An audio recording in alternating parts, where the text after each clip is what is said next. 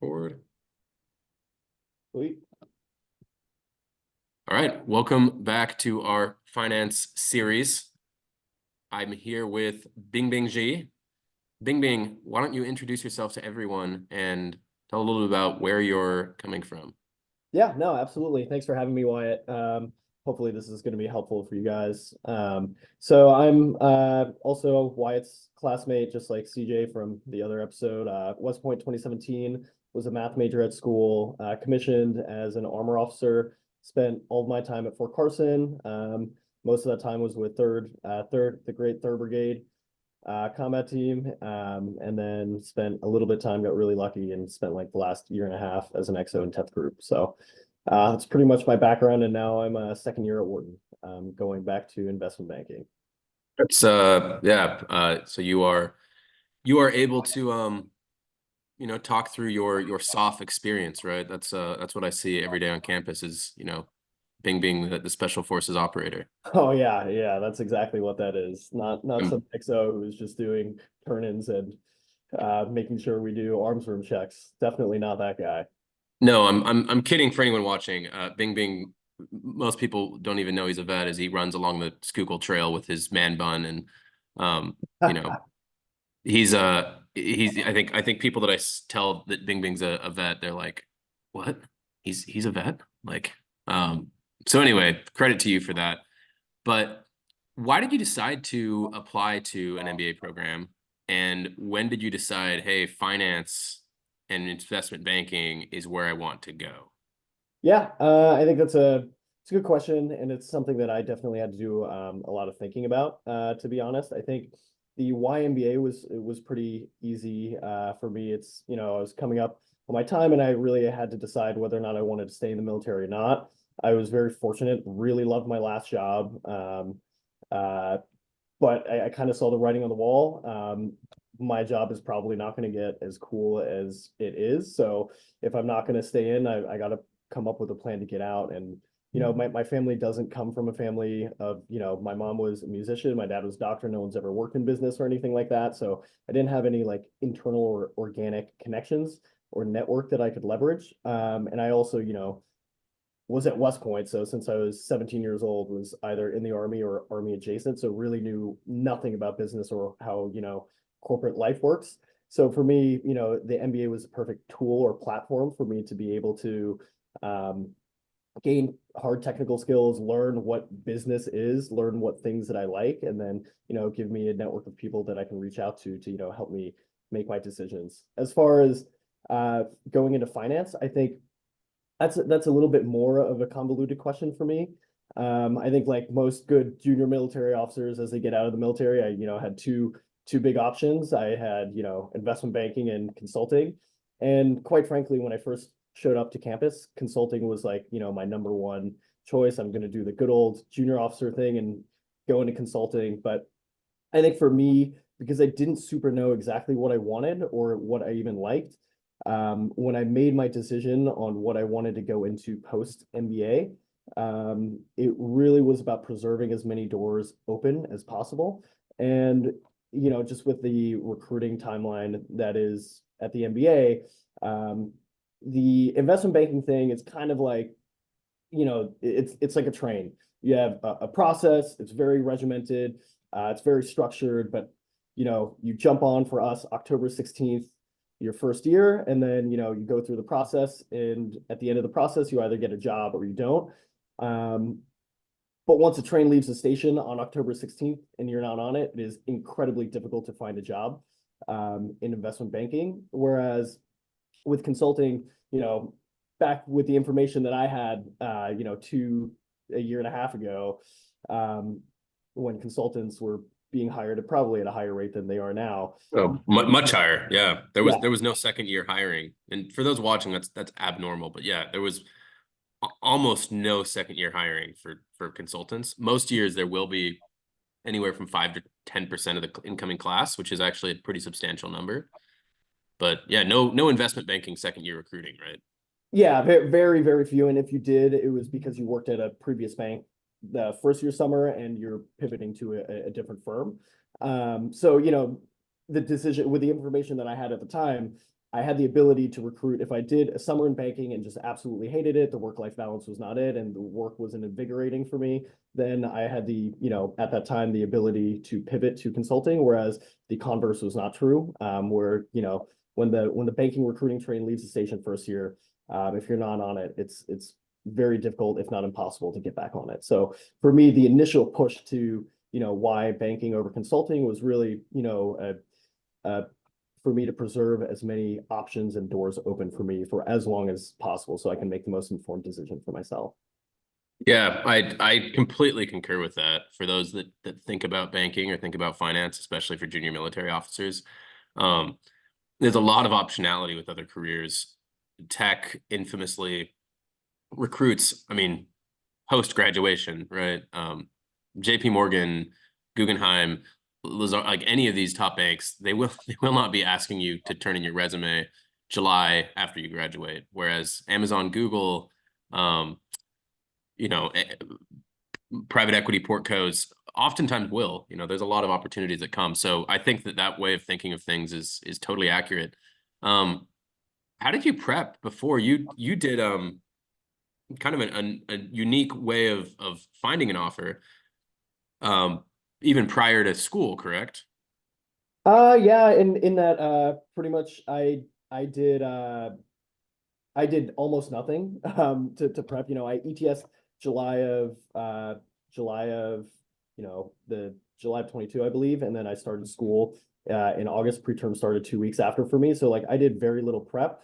And for me, getting to school was really like the first quarter before recruiting started at Wharton. Was trying to figure out, do I want to do consulting or do I want to do banking?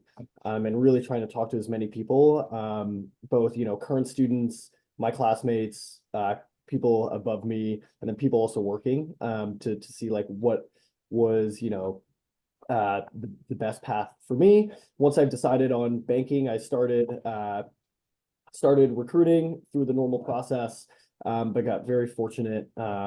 I applied to, there are a lot of these veteran recruiting pipelines essentially, or recruiting programs where firms are looking to hire vets. And luckily I got a earlier offer. So I got to end my recruiting journey a little bit earlier than most. But yeah, that was pretty much my journey. It was October 16th until December 1st. So when you say early offer, you mean about a month early, really? Yeah, yeah, correct. Okay. So it wasn't like, so there are a bunch of different programs. Like there are people that lock up an offer before they even show up to an MBA Mhm. program, and that's like really awesome. I would have loved to have done that. My timeline didn't allow for it, and that's okay. I think for anyone that's watching, everyone has like their own separate journeys and separate timelines that they're working with, and that's totally okay. And you'll generally shake out just fine on the back end. Yeah, I think that's important for people to hear that, hey, getting out of the army is hard. Don't complicate it by bringing worries from in your case November into April. Um, Obviously you were a math major. People might have heard that and been like, crap, I majored in communications or management. I know how to maybe do a derivative if I think back. How much of your math background was helpful in recruiting for banking, and would someone that doesn't have that background be okay? Yeah, absolutely. I mean, if we're going to be completely 100% honest with each other, like finance, I think the mechanics behind finance, at least at the level that we execute it at on the day to day, really is not that complicated. You're adding, you're subtracting, you're dividing, multiplying. Sometimes you take an exponent, and that's really like if you look at the mechanics of the math, that is all it is. There are people that come from all different types of backgrounds. Vets, obviously, people that come from finance degrees, but also, we had a bunch of, Teach for America people that recruited successfully for banking and finance. So like it really is not a limiting factor. You really shouldn't self-select out. I think you can really learn anything that you need to do, and firms generally do a pretty decent job teaching you what you need to do to be successful day to day. Yeah. Yeah, I think again, like so many people worry before getting to school, like, hey, I don't know what these things are. I don't understand what a financial, I don't know what an income statement is versus a 10K. Like, is a 10Q a financial statement? I mean, very basic questions that like you get here pretty fast. We all kind of, I think, just by osmosis learn most of this stuff. But for bankers, you have to learn it a little bit quicker Mhm. if you're going to be doing recruiting. What resources? I mean, you showed up to school. Did it take a lot of work on your part to find those resources and to figure out what you needed to know, or was there a pretty good system in place to help you out? Yeah, well, what I'll say to that is the learning curve is steep, right? Like I think, with banking, with consulting, with any job that you are serious about, that you want to get at post MBA, you're gonna have to put in effort. I do think it's a little bit of a fallacy to think that you can, you walk out of the military, you go to an MBA program, and it's just like that. You get a job. There's work definitely to be done. At least for me, like I said, I don't come from any background of finance, and yes, I was a math major, but all the math that I did was, in epidemiology, which has almost no translation over to the fine. Like I did not know what a 10K was. I thought investment bankers traded stocks. Like that was at the level that I was showing up in school, right? So like assume nothing. And that was kind of where I was at. And to answer your question about like systems in places, absolutely. Like I think number one is that you have to want it and you have to, put in the work to get it. But if you want to learn, all of the resources are there at your fingertips. Most, at least at Wharton, but I'm pretty sure most schools offer you like Wall Street Prep or some similar service like that. So, when I got to school, before recruiting started and I made the decision to do banking, started looking through, like their accounting classes and stuff like that to figure out what the three main financial statements are. And also, I think talking to second years and other vets that are working in the field who have gone through that same steps that you have, like asking what resources that they have, what classes should you be taking, what external resources should you be looking at. I mean, the information really is all there. You just have to, want it and actively and proactively look for it and like go after it. Yeah, I completely agree. I mean, I will say, the classes, like you said, the classes are good. Classes alone will not, especially with the timeline, right? I mean, you were finalizing your interviews in December, right? Or Yeah. late November. Your classes, you will not be prepped to do that. And you might not even have, in my case, the corporate finance class didn't even click for me until the final semester. Like I'm in corporate finance right now, largely because of the way that the course match system works. That was not intentional. Do not advise that. But you do have to do your own thing. And it is pretty interesting to me at business school how different people's backgrounds or how different people's paths can be, even within classes, right? You can go very deep into finance, into healthcare, into tech. And if you want to do banking or consulting or any of these, the systems in my experience have been there, but you do have to put some work. So you talked about, doing some of that work and figuring out what you needed to know, and the fact that, like many of us, you thought an investment banker was a trader. That's like what I thought too. Or like I don't know, it was a hedge fund, right? That's I think what Yeah. a lot of people think of as like a hedge fund is finance, and that's the entirety of the world of finance.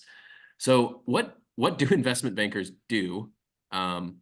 We had people ask, where do you enter on the corporate ladder, Mhm. and what skills do you need? So those are kind of three big questions. Tackle them however you'd like. We can kind Yeah. of dive deeper in. Yeah, first, I guess what investment banks are, I guess.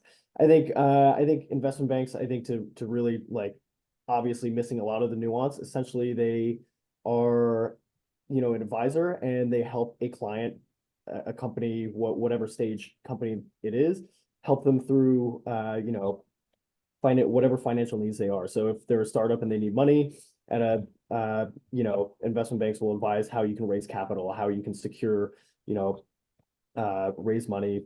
That's essentially how I would describe it. Whether it's, do we need to merge with another company? Should we acquire another company? Should we sell ourselves to a bigger company? The investment banking institution is there as, an advisor to work through, your options, recommend an option, and work through that pathway, whatever it is, whether, it's an IPO, whether it's a merger or an acquisition, or just a capital raise. Investment banks are there to help clients or companies, essentially work through some strategic financial problems or questions that they have. Yeah. So do investment banks own companies? No, no, investment banks do not own companies. They're advisors. They're a client services business in which, they are there to advise the client on how they should, proceed. Yeah, I think that when you hear people talk about sell side and buy side, I think that that generally kind of like made it click for me at least. Like, oh, buy side, these private equity firms are buying Mhm. investment banks or brokers in the middle. If you had to compare it, for people that are still probably like, hey, that IPO, like all this kind of went over my head. If I'm buying a house, right? So like if we break it down to a consumer level transaction, if I'm buying a house, someone else has a house, where is the investment banker? A lot of people have bought houses, they've had mortgage brokers, they've Yeah. had real estate agents. What is the investment banker in that kind of transaction? How would Yeah, you make that? if you were that, I think that is a tangible analogy that probably a lot of veterans can relate to. Um, I'll definitely say that I've heard this at an investment bank, and the senior managing directors really did not enjoy this analogy. What I would say is, a real estate agent, right, is the investment bank. You have a buyer and you have a seller, and the real estate agents, i.e., the investment bankers, kind of end up brokering the deal. They represent their clients, and then they advise them on their best interests, and then come to a deal. So Yeah. that's Well, we probably won't. the most tangible way, and probably the best visualization for vets to kind of understand how the process works. But instead of houses, substitute companies or businesses. Yeah, so that's a very bastardized way of putting it, and we will not be forwarding that to your MD to Oh, let him know that Bing Bing's a glorified real estate agent. I also think that I kind of like that analogy, just like the very first way of thinking about it. Also because it tells you how an investment bank makes money, which is fees, just like a real estate agent, right? Um, so every transaction, right, you're pulling a piece because you're the middleman. So when you think about kind of like how an investment bank works, it's a very hierarchical place, Mhm. which is probably a thing that works well for a lot of vets. But where do you fall in on that hierarchy Yeah, coming out of an MBA? yeah. So hierarchy is something that's easy for me to understand. So I'll list through generally what the different levels are. Generally, the entry level, just out of undergrad would be an analyst. After an analyst, you have an associate. After the associate, you have VP, and then depending on the banks do it differently. After VP, you have managing directors, senior managing directors, and then coming out of an MBA, the job that you will be looking at will be the associate role. So the second rung on the ladder, I suppose. And those will largely come from MBAs, but also they're analysts to associates, so you can promote from within as well and be working with people who have been in banking for 2 to 3 years and have been promoted to the role of associate. But coming out of an MBA, the associate role is where you would be looking at. So to me that it sounds very intimidating. I'm obviously not going into banking, but going somewhere, and maybe this is a strength for vets that have to go into a platoon leader role where your soldiers know more than you. Mhm. But how do you show up? Obviously you can learn a lot in the 2 years that you're here at school, but there's no replacement for people that have just worked, a year and a half, 90-hour weeks that have been immersed in this language. When you show up as an associate, how do you manage that relationship? Yeah, yeah, that's a really good question, and I agree with kind of what you said. The first thing that I'll say is like check your ego at the door. Like it is being a vet is awesome. The experiences that I've had, I wouldn't change it for the world, but like have some respect for these analysts that have grinded. Like they work hard. Like when we're complaining about not getting let out at like 17 or 1800, like no joke, these analysts are here from 9 in the morning until 2 or 3 in the morning, day in, day out, 5, 6, 7 days a week for like 3 years. Like they are really, really, really smart. They are really, really good at what they do. So just check your ego at the door. But I do think this relationship is a little bit complicated. I think a lot of the stereotypes that analysts will have about MBA associates are very similar to the stereotypes that second lieutenants have. I would say it's very, very similar. And I do think that vets are generally pretty well dispositioned to navigate this relationship because you've done it before, right? Like if you ever stepped in front of a platoon or stepped even in any shop that you've been at, you've been directly responsible for people who know more than you, who have more experience than you, and you've learned ways of navigating that. I think humility is the first thing, and then having like a learning and growth mindset is a big second thing, and just keep on asking them to help you and ask them to teach you things. Like don't be that lieutenant or don't be that associate who's like, I'm the lieutenant, I'm the associate, so I will tell you what to do. No, like take the time to learn things. Just like, being in the army, like don't ask your soldiers anything that you wouldn't do yourself. Like don't ask your analysts anything that you wouldn't be fully prepared to do either. You should be, doing the dirty work with them, in the model with them, you shouldn't feel like you're above any job. And I think that level of growth mindset and humility really goes a long way. But the one thing that I'll say is I think most vets have had that experience already and have found ways to navigate that relationship, and it shouldn't feel super new or intimidating or daunting. You've done it before. This is just, take out the camo uniforms and put on a suit, and there it is. Yeah. Were you suit and tie at the bank you were at? The bank that I was at, we were a little more casual. We were, unless we had, client meetings or anything, we'd be suit and tie. But I was generally in chinos and a collared shirt, so either a button down or a polo, depending on the day. Oh, nice. Yeah, that's kind of what I've heard. It's like generally industry 100%, like across the board, I think tech has competed for talent so much than Mhm. so many places. I mean, I've even seen like top private equity funds are, doing work from home Fridays, and Yep.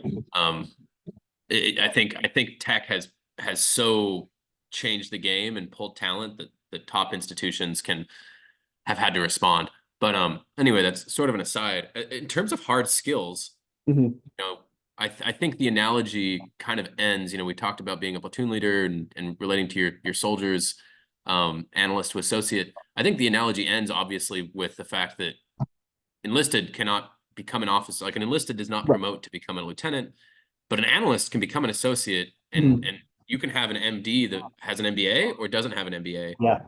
So how do you kind of how do you think about the skills that you need to have as an associate, right? As you come as an analyst, you talked about, you're building the models, you're getting Mhm. very nitty gritty.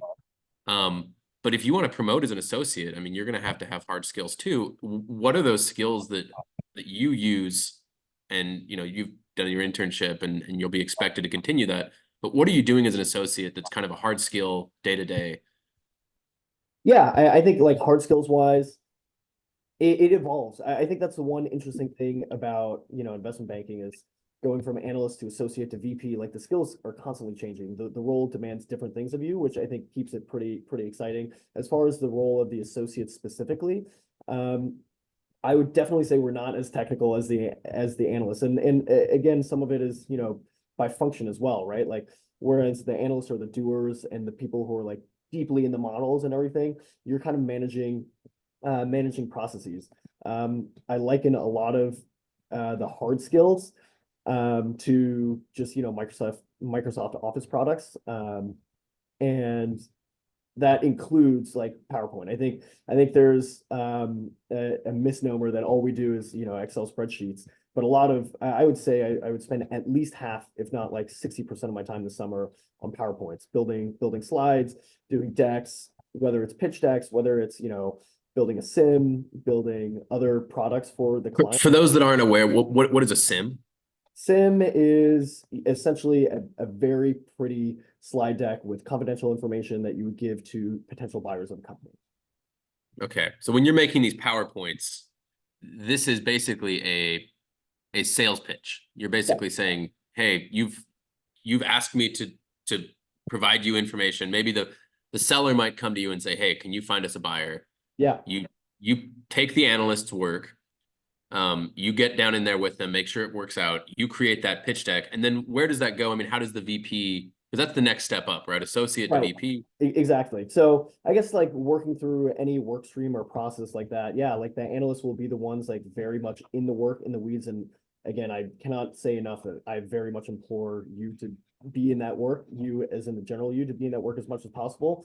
And ultimately, you're, as the associate, responsible for that work. So you're also quality controlling, quality checking their work, making sure all the cells tie together, making sure the data is pulled, whether it's from FactSet or whatever database that you're pulling it from, is correct, it's pulling correctly, because ultimately you and your team are responsible for that. And then once you have a product synthesized in a way that is digestible for a client, generally speaking, is a PowerPoint deck, because no one wants to just look at sheets on sheets and sheets.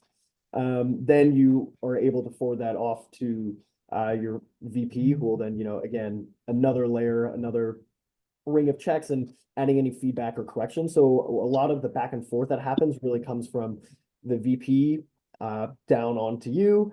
Any feedback or comments come to you, and then it's your job to delegate that work however you see fit.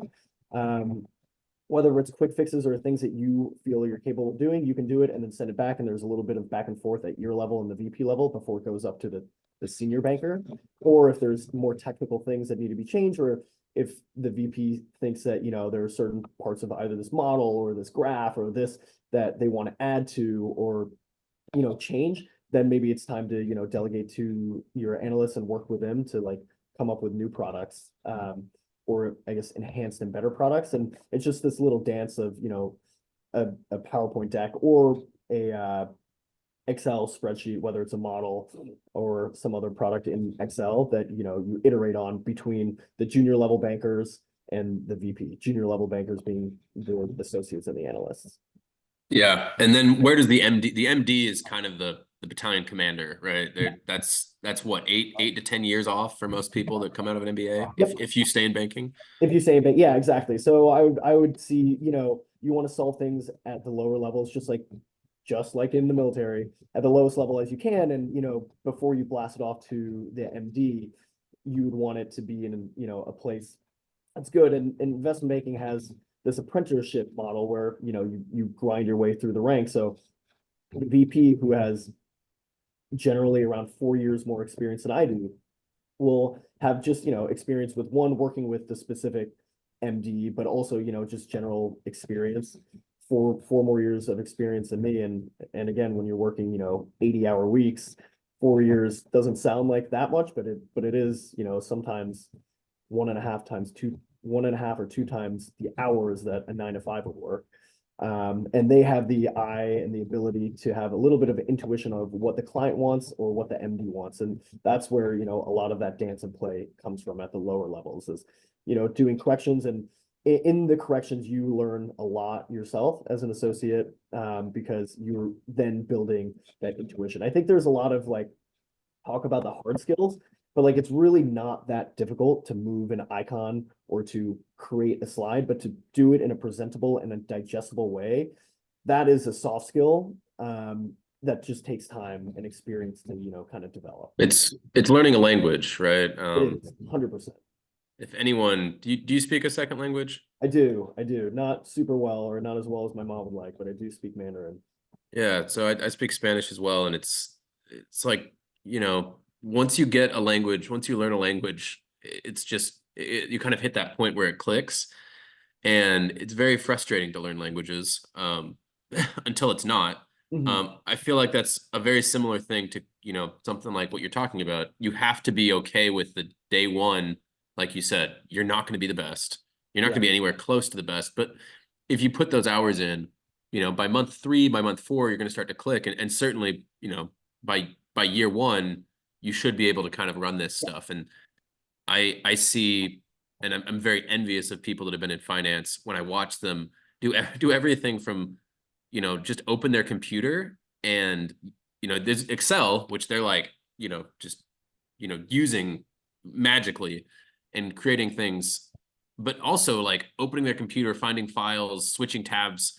And, I've kind of challenged myself to learn that, but it's still very much an effortful process. But you realize it's a language. I mean, these people, these classmates of ours that were analysts, they were doing this 90 hours a week. I mean, imagine going and speaking any language for 90 hours a week. You'd eventually get very, very good. Yeah. And I think it takes that kind of level of like, okay, this is going to be a few months in. I'm just going to have to work really, really hard. Hopefully that work comes down. But Day to day, a lot of, people ask like, what does the day to day of a banker Mhm. look like? And why do people stay until 3 a.m.? So could you Yeah, kind of walk through like what it looks like at a bank from wake up to go to bed? yeah. I think I smile because I'm going to give the answer that when I was doing research into this career field, I had the same questions, and the answer that I got was every day is different. And that's kind of the answer that I'll give you as well. So that's a little bit of a cop out, but what I will give you in addition to that is maybe like an example of a perhaps a typical day, but there are no typical days, I would say. And I think your typical day will change based on your capacity, based on the types of deals that you're on, based on the firm that you're at, and based on what group within the firm that you're at. So there's so many variables that inevitably change what your day to day ultimately looks like. But I think, just to make it a little more concrete, um, for you guys, what I would say is like an example day for me. Um, and again, this is not to be representative of even people within my firm, but across banking, but this was at least my experience as an intern for 2 weeks or 10 weeks. So take also that with a grain of salt. But what I would say is generally we started a little bit later. So I would have to be in the office somewhere around 10 in the morning. So for me, the morning time was the most quiet time of the day. That's generally the hours between like 7 and like 8:30. Generally speaking, at least for me, were the hours where I would almost get no emails. Um, so that was like me time. So what that generally meant was working out. I was lucky, had a condo, or was subletting a condo um, right next to the park, right next to the reservoir. So usually get my morning run in, dry cleaning, any errands, shower, you So you know, you did have time to work out. I think I, that's I absolutely did. I think, and that workout time can be anything, right? Like, if you have a family, it could be just waking up your kids, sending your kids to school, having breakfast with your family, making breakfast. I generally found like that the hours between 7 and like 8:30 to 9, for me at least, was largely untouched. There are obviously days where that wasn't the case, but largely though that morning time was pretty free for me to do with what I please. yeah. So that was my workout time. Generally did my dry cleaning and errand time then as well. Head into the office around 10, 9:45, 10. Um, Generally in the mornings, it's a little bit quiet because, just stacking on like how the work generally flows. Like the MDs are generally in there pretty early, 8:39 in the morning, and they're talking with their clients, maybe reviewing the products that you sent late last night. So they're like generating work for you to do. So like right when you get into the office, unless you have a call or a pitch or a meeting or something like that, generally I had, at least 30 minutes of free time, and free time being I'd use that time to work on any enduring, like clear out my inbox from the morning, see if there's any like immediate 25-meter targets that I need to tackle. And if there was nothing and it was a slow email day, then I'd probably work on any enduring projects that I've had. For an example, one project that I was on was just an internal newsletter that was distributed to senior bankers within the TMT group, and that newsletter was published every Monday before lunch. Um, but that required scraping headlines and going through a bunch of different news websites to, pull headlines, summarize those articles, etc. And that would be something that I would work on if I ever felt like I had idle time, because the more I did it on Monday or Tuesday would be a better example, the less I would have to do over the weekend. Yeah. That morning was generally some time free time to work on any enduring projects. I would say somewhere around 10:30 and 11. My associate or VP would have work streams of work coming down from the MD, whether it's updating a slide deck, updating a model, something like that, something like technical or tangible that is a product that we have to put together. Um, Sometimes what I saw happen was like an MD would literally sketch out on a piece of paper of like, I want this slide to look like this. Here's the header. Here's a graph that I would want in. Here's some sections that I would want to put in, and they have it shelled out, and you have to build out that product. So that'll probably take anywhere between like 2 and 3 hours, bring you to around lunchtime. You get that first line of work kind of done. it's around lunchtime. Almost, I would say all of my lunches were eaten at the desk, generally speaking. And for those in the army that like, if you wanted a comp lunch, there might be an MRE in the supply closet. Um, what are the benefits like, when you're eating on the job? Is Yeah, that something that you pay for? Does that come yeah. from the firm? How does that So work? every firm is a little bit different in their compensation structure, or I guess the benefits structure. For our firm, lunch was on your own. So we bought our own lunch. Generally would eat on the desk. The few times that I was not busy or had some white space, like that's a great time to go get lunch with your analyst or go grab lunch with like the associate that you're going to deal with. And you don't have to talk about like work stuff. It's just getting to know them. It's team bonding. It's like getting lunch with your platoon sergeant or whatever. It's stuff like that, which I think is like an intangible that is important to do. Um, do that. You come back from the office. You probably get some comments back from the original line of work that you did before lunch. Work through that for a couple hours. You'll maybe sit in on a couple of client calls or meetings for like anywhere between 2 to 4 hours in the afternoon. That'll bring you to about like dinner time. At my firm, our dinners were comped if you stayed past 8. Generally speaking, you're going to be staying past 8, so you get your dinner comped there. There's a little bit of a lull I found in the evenings, somewhere around like 6:30 around dinner time. There's a little bit of a lull. Some people would go to the gym during that time as well. They just pack a gym bag, and there's a lot of in Midtown. It's a little bit of a slow Yeah. place, but there's plenty of gyms and things for Were you an Equinox man? I hate to say that I was, but I was an Equinox man, and overrated is my hot take. It's overrated. It's All fine. right. But for all you We vets, were we were aiming for an Equinox sponsor, so I'm gonna have to edit that part out. oh, okay. No, Equinox is I'm kidding. I'm kidding. great. I'm Uh, kidding. Yeah, no, it was fine. With you can make it work with the Amex, credit that you got, and then we moved on. Right. So it made sense to me. It's really expensive. Everything in New York is incredibly expensive. But point being, the evenings are another time that you could, uh, work out, get a workout in, have a little bit of personal time. In that little bit of a lull that I found somewhere between like 6:30 and 8. Then, you're back at your desk working on whatever projects come down, probably got some comments to turn back, or the thing that I didn't realize, different than consulting, my understanding of consulting is that you're generally staffed on one project at a time. Whereas in banking, like you're concurrently staffed on several projects. So, you might finish one line of work for one project, but then another project requires you to make another, product, whether it's again, model, pitch, uh, some sort of deck or whatever. You can be simultaneously staffed on like 4, 5, 6, 7 projects at a time. So there is definitely a plethora of work to be done. And I think that's kind of where, that work comes in on, is you're again, with the incentives, you get paid by each closing of the deal. That's the fee that the bank generates. So it incentivizes you getting put on as many deals as possible, because some will just fizzle out, some at the 1 yard line. So being staffed on as many deals as possible is, just a bank's way of being able to, you know, Yeah, they're so then that'll take you probably till 10 or 11, 10 or 11 generally. I would say half the days I was able to go home by then. Check in with, your bosses. Sometimes like a client will send an emergency email, or ultimately it's a client services business, right? So like whatever the client wants or needs, like that is what you will do. Even if it's, the client sends you an email at midnight saying like, hey, we have a meeting with an investor, or we have a meeting with a potential acquirer. Like I would really like to have this in the deck that I present to them. And if that's at midnight, like that's that's what we get paid for. I mean, that is literally why our compensation is high, is because, we are required to work at like late hours on the spot.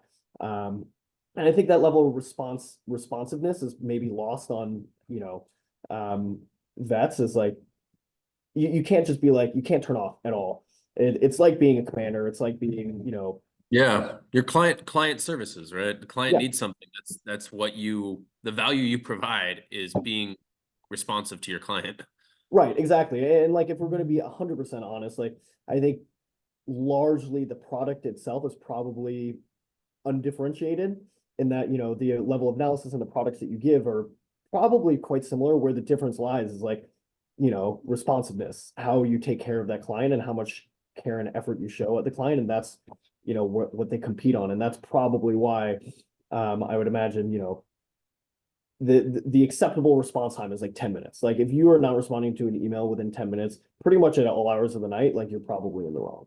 Right. I mean, yeah, client services, you know, on a day-to-day basis, you know, you think about, you know, the client services that we interact with, like we as a society interact with, can be anything from like a maintenance person at your apartment to again, you know, a real estate agent or, you know, in your case, an investment banker that, you know, why do you like the maintenance people or the home care people? Because they're responsive, right? They come Right. to your house, they do a good job, they interact with you, they keep you updated. Um, your real estate agent, right? If your real estate agent doesn't know or, you know, more about the house than you do, doesn't, you know, isn't able to, you know, find the exact specification that you need, you're like, why am I paying this person, right? And, Exactly.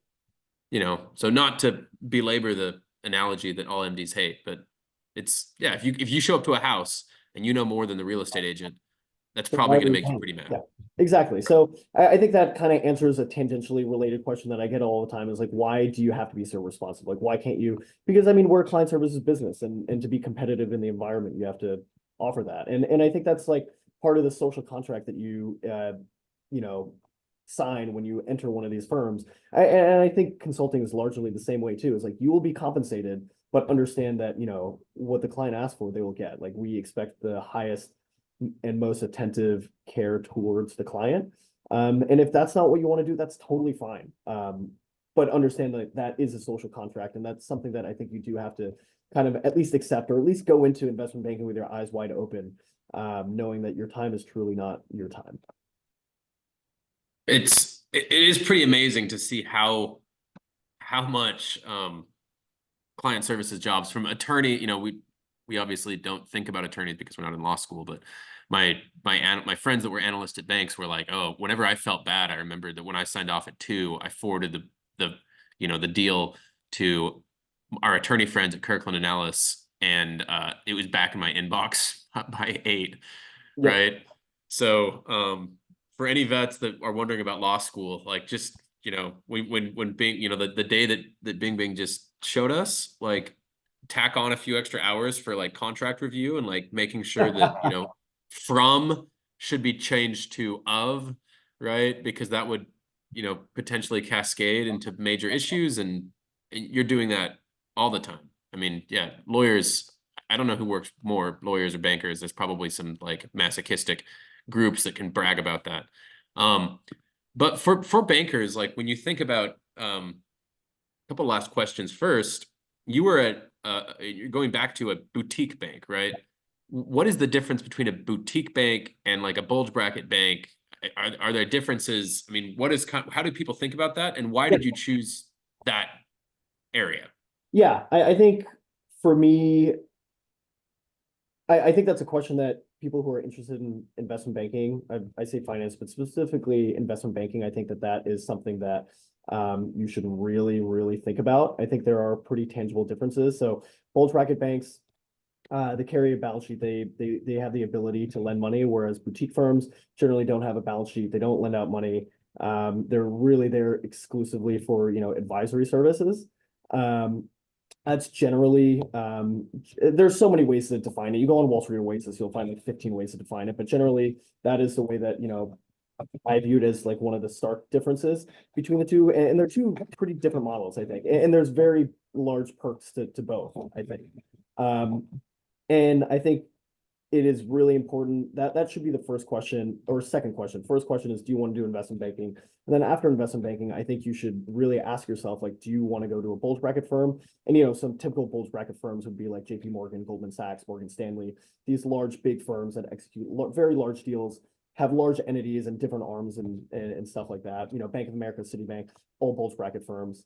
Boutique firms, you know, think your Evercore's, Lazard's, Centerviews, though those types of firms would be, you know, considered like on the boutique side. I think the major tangible differences, like at the junior level, There's a couple of things, and I think it's important for the viewers to recognize my bias. I am definitely pretty hardcore on the boutique side, and I recognize that that's my own bias and my own choice that I made for myself. But I do recognize that there's a lot of benefits to going to a bulge bracket. But just so you guys understand where I'm coming from. I think on the boutique side, it's generally smaller. So there's a couple things how that I think like that's the biggest difference, but it just like trickles down and manifests in a bunch of different ways, like size and the number of employees. I think it's just a small like number or whatever, but I think it really trickles down everywhere. I think people talk about like deal sizes or deal teams. Our typical deal team at the firm that I was at would have one MD, one VP, one, maybe two associates, but generally one. You'd only get two associates if you were like a junior associate, and you would get paired with a senior associate to learn, and one, maybe two analysts. So that's like 5 or 6 people on a deal team. Whereas on a bulge bracket side of the house, you might have like 20. I've heard of massive like deal teams of like 30 people where you have the M&A team, then you have your industry vertical team, then you have like a bunch of different teams all coming together. So I think like where that really manifests for me personally is like I know I learn the best by doing. I don't learn the best by reading a book or reading a textbook or even having someone teach me. I really just need to do the damn thing, and then do Yeah. it times and get reps. And that was something that I really prioritized and wanted. Going back into like why I wanted to go into banking or consulting, like obviously the tongue-in-cheek answer is that's what all JMOs do. But I mean, I think there's a reason why junior officers go into these client service firm is because you get, that learning curve. You get to learn a lot because you see a lot. You do like not only do you work a lot of sheer hours, both in banking and consulting, but you also have the ability to be exposed to a bunch of different industries and projects, and you just really have an opportunity to learn a lot.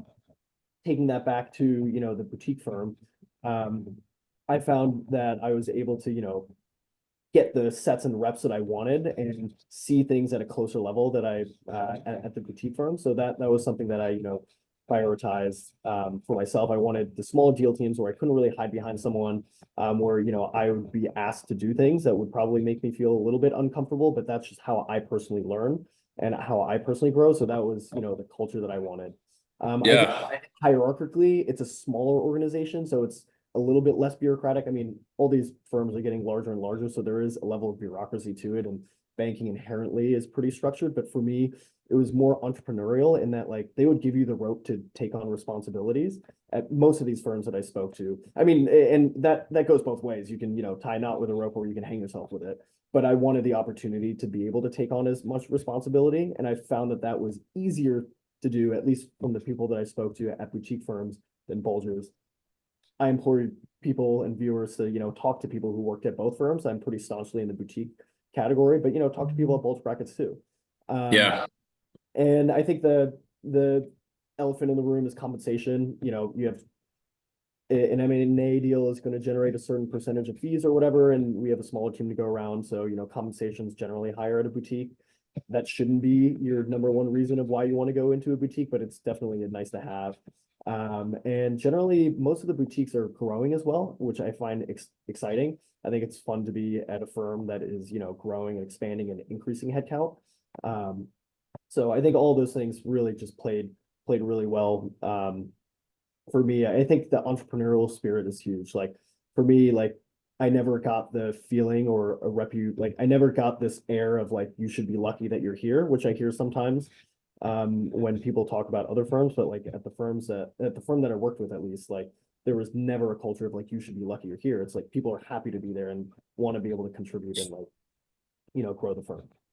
Yeah. So last question, where do you see yourself, how do you see banking fitting into your plan? Are you going to be an MD and, 20 years, you're going to be, at the top corner office of Guggenheim? Actually, I don't know if they have corner offices. I assume they do. But, or do you plan to, leverage these skills and go into industry or try to, find a role in buy side? What's kind of the plan? And, fine if you, haven't thought that far ahead. I think most of us in our career, like most people I talk to that are even 20 years down their career from me are still saying that they're trying to figure out what they're going to do next. So, Kind of interesting though to hear your thought patterns about Yeah. what comes next. Yeah, so I would definitely say it's something that I think about a lot, and it's not something that I have a definitive answer on, which I feel like has been the theme of this entire interview is I've not given a definitive answer. But what I'll say is this is I had a really good experience this summer. I really enjoyed the firm that I worked at. I really enjoyed the people, and I found the work to be fascinating or at least interesting enough to want to continue doing it. Do I see myself doing it for 20 years? I don't know if I can make that decision based off of 10 weeks of information. I think I've narrowed it down to a couple of paths where I see myself. If I, like I think you can, and most vets and most people can grit through anything for 10 weeks, right? Um, but I really did enjoy my time. So I think going back is going to be, the first 6 months to a year is really going to be the big litmus test of like, is this something that I want to do long term or not? If what I really enjoy about the job is that, I enjoy that it's pretty dynamic. I enjoy the parts about the military that I did enjoy was, working in teams and working with, like-minded people all pushing towards like a similar goal. And that is something that I found at the firm that I'm working at least. So if I do continue enjoying my role and enjoying how it evolves, I absolutely can see myself staying. If I, decide after a year that potentially I really like finance, but maybe I want to step into the ring, as they say, instead of being, on the advisor side, but like own something, like have an actual stake in something, maybe go into investing role, buy side role or something. Or, maybe I do it after a year and be like, hey, those 10 weeks maybe was not representative of what a career would look like for me. And I kind of want to, kindly bow out of this, then, maybe pivot into industry, whether it's corporate finance at a big firm or, go work at a startup. So really for me, the options are very wide, but it's something that I deliberately think about and will be continuously revisiting. How I make decisions is, based off of as much data and information as I can get. And I just feel like 10 weeks is, I, as of right now, I really had a great time. Obviously, I'm going back and I'm really pumped about it, but I also, want to enter every situation with my eyes wide open and realize Yeah. 10 weeks is 10 weeks. Let's see where I'm at, a year, 18 months or 2 years down the line. Yeah, 100%. I see so many different I've talked to people that have done everything from do a search fund to go into, corp dev, which is like for those listening, basically like internally buying, the process of like financing company acquisitions, like corp dev at Amazon, right? Like there was some former bankers on the team, right, when they were trying to buy Whole Foods. Um, you want to get bankers there or going buy side or like completely pivoting. I saw a man who must be a glutton for punishment because I saw he was a vet, had gone to Booth, and if he's watching, like I'd love to do an interview because this is the craziest career path. But he went to Booth, did 2 years as an investment banker at a bulge bracket bank, and is now an engagement manager at McKinsey. Huh. So, he's just like trying to figure out, I guess maybe he'll next go to law school or something. Yeah. But I think for anyone watching, like I really think that corporate finance, you just get such a hard skill and an ability to understand how the sausage is made throughout the economy, right? How this money moves, how you leverage, different assets and debt versus equity, and you can really start to understand how, when you see companies grow, how they're doing it. And that's a really, really useful skill to have that's valuable in every industry. Yeah, I think the last thing that I would add to that is like I learned in 10 weeks, I just learned so much. And like the hard technical skills that we kind of mentioned about before, like, I left the army. I was like, yeah, like I'll put it on my LinkedIn, Microsoft Office, like I'm proficient. Like, no, absolutely not. Like, not even close. So, like, hard skills of like learning to use Excel without touching your mouse. There'd be like people that walk around the office like slap your hand if you like touch the mouse. Like that is, and you'd think that that's like not possible, but even in 10 weeks, I got so much better and so much faster. Like the learning curve is definitely attainable, but it is steep.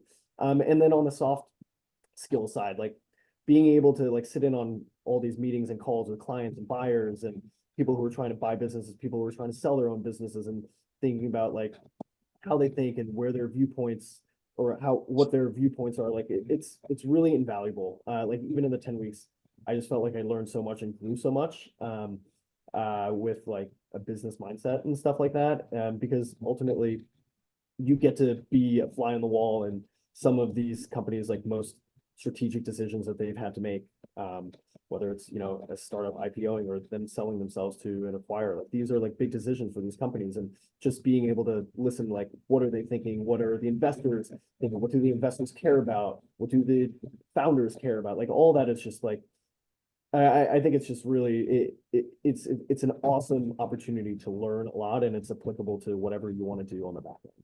Yeah. Well, anyway, Bing Bing, this has been fantastic. Best of luck to you as you go off to New York and Yeah, become a man of finance. yeah, something like that. I'm trying. Fake it till you make it. That's what they say. So, all right. Well, we will let you get on with your Friday, which for those of us at Wharton means your weekend. Yes. So, Happy days. all right. Have a great day, Bing. Yeah, see ya.